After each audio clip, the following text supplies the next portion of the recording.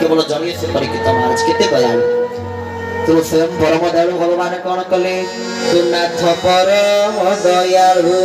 दुष्ट निवारी सत्तारो आहा गोविंद गोविंद गोविंद तू नाथ परम दयालु दुष्ट निवारी सत्तारो गोविंद गोविंद गोविंद बोले भक्त वस्तु भगवान की जय परम दयालु ठाकुर आविर्भाव ये कौन पाई ना दुष्ट निवाड़ी सत्यपाल नाथ परम दयालु परीक्षित महाराज को उद्धार कले आ परीक्षित महाराज जन्म हेले तो विप्र गणना माने पांजी देखी करी धर्म को रक्षा करने जन्म होइछि एवं कलि जुग रे पाप रक्षा को कमेवा पे यार जन्म होइछि परीक्षित महाराज ठीक बड़ हेले तो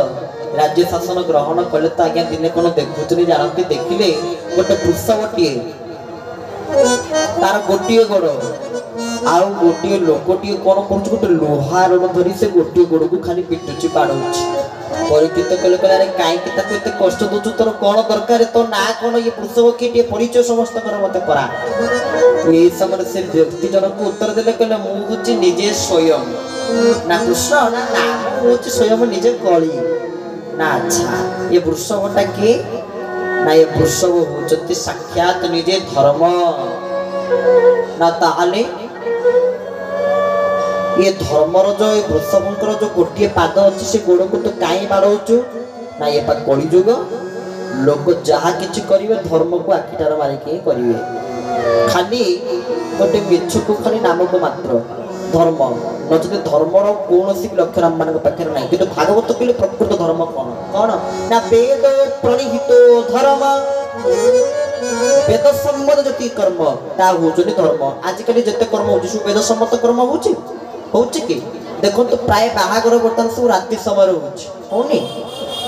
ये वेद सम्मत कर्म नुहे आम शास्त्र पुराण जहाँ कहते राति बाहागर वेद सम्मत नुहे आ देखुना से बाहागर कहीं विच्छेद हो जाऊँगी वर्तमान समय केवल यही कारण एमती केते आमे माने समस्त शास्त्र विरोधी कर्म गुड़िक केते सब करुचे केते करुचे तार हिसाब ना आपण देखुना आमे आजिकल बर्तमान हापी बर्थडे तो पालन करुचे सी तो आमर मान समस्त पालन होची हापी बर्थडे करी केक काटुचे मु सेही कथा मध्ये केते मंच ऊपर कहिची आ निजे मध्ये माने भूल बसत आमे केते कार जन्मदिन 21 प्रवचन दुआ को जाई न लोक के डाकती बेले बेले आ जन्मदिन होतला गोटे मानसिक करथुनु आपण प्रवचन देइथंती कि तमे जाउना काई तार कारण हला जन्मदिन रे आमे देखिछु भी मते भी जन जन्मदिन दिन जाई थाए से डाकी थांती प्रवचन दवा पे मु जान न थाए जन्मदिन प्रोग्राम बोली से खाली एमिति डाकी देथांती आपण टिके आसीबे प्रवचन कि जान न थाए जन्मदिन प्रोग्राम गोला को लेखाई छी आंकर जन्मदिन मु कहला रे ये प्रोग्राम आपण माने किछ बुझी नांती केमि हम पिला मान माने कहू मु कहल त माने किछ बुझिन केमि कोन कथा कर दना आ पड़ी तो आसीले कोन करिया इतरा से पहुंच गली देखिली मते से लोक डाकिले लागे आपण टिके आसुनांती हम झियो सहित टिके केक काटिबे मो मुंड कोन हिगला मो मुंडर हाथ देले मु कहले मो प्रवचन तमे सुनिला अच्छा हो ठीक अछि एटा मु केते थर टीवी रे कहि नथिबी केते थर मंच पर कहि नथिबी कैंडल लगे केक काटिबा हुछु गोटे धर्म विरोधी कर्म शास्त्र विरोधी कर्म मु जदि निजे जाय कि तम झियो हाथ धरि के जाय केक काटिबी ताले मो अवस्था कोन होबो तमे बुझी पारुछ त केते जगह रे कहिछि तापर तार वास्तवता मध्ये रहिछि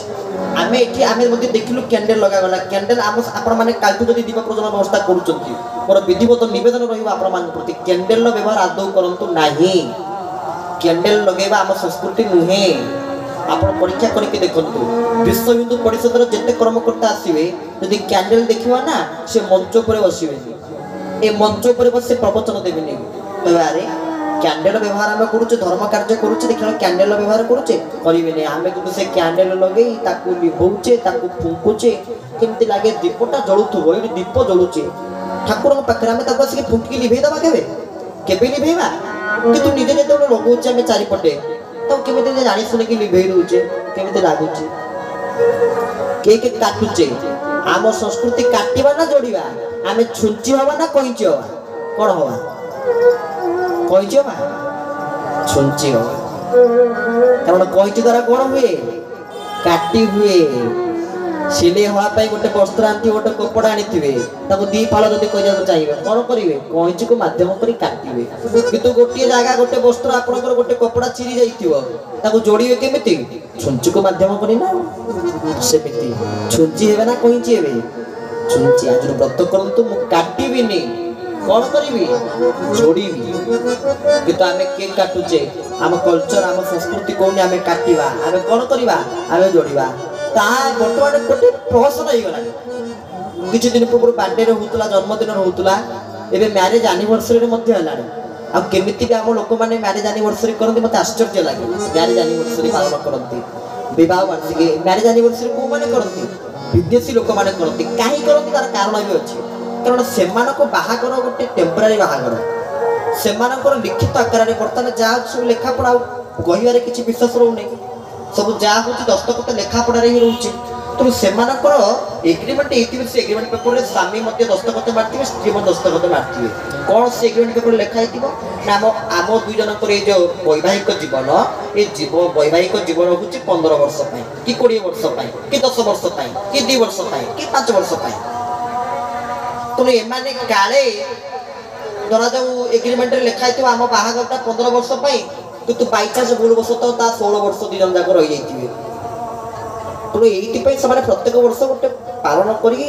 एनिवर्सरी पालन कर विवाह वार्षिकी पालन करके हिसाब करते यहाँ आम फास्ट एनिवर्सरी यहाँ सेकेंड एनिवर्सरी तेल 15th एनिवर्सरी हो जाए 15 वर्ष एग्रीमेंट पूर्ण हो जाए स्वामी स्त्री की नमस्कार कही स्त्री भी स्वामी की नमस्कार कर देकी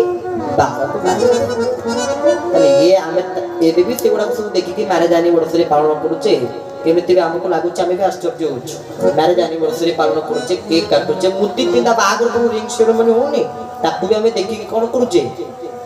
केक काटुचे आम तो देखुचु माने केक कटावा भितर स्वामी स्त्री भितर से माने बाहर नहला पूर्व कड़ी झगड़ा सारी कि आगे क्या खुएब आगे स्वामी टी स्त्री पेटे खुएदेवे ना स्त्री के स्वामी पेटे खुएदेवे बहुत कष्ट करके स्वामी आगे कौन करती जिते जाने स्वामी बल टे अधिका ना तेणु स्वामी बड़ खर्च कर स्त्री पार्टी पूरी दिखती केक खंडक स्त्री भी कहते अरे मु तो खाइली ये जो अध खंडक बढ़ला या किए खाइब ये तो किए ना मो भोग प्रसाद मो अईटा प्रसाद को किए खाई मुंडे हाथ मारी जन्म जीवन को धन्य कर तो सेमती कई ना एकमात्र जड़े किए सी ना से मो स्वामी तेणु स्वामी पार्टी पूरी देकी स्वामी भी कहे आहा ये जो भोग प्रसाद खाई कृत्य कृत्य हो पड़ी मो जीवन आज धन्य हो गला तेज देखो आम मैंने कौन करुचे केमिति आम धर्म को आखिटार मारिक सब कर्म गुड़ी करुचे हाँ आज्ञा तेज आम आपण पाखे नवेदन रखू ये सब कार्य दूरे जातु कारण कलिजुग आयुष 4,32,000 वर्ष आप देखुं केमी लोक सब रोग मारी बसला रक्तचाप मधुमेह घरे घरे हे बाबू घरे घरे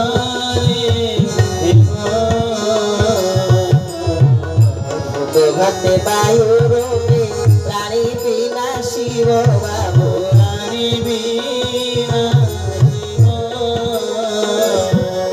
बोले महापुरुष अच्युतानंद भगवान की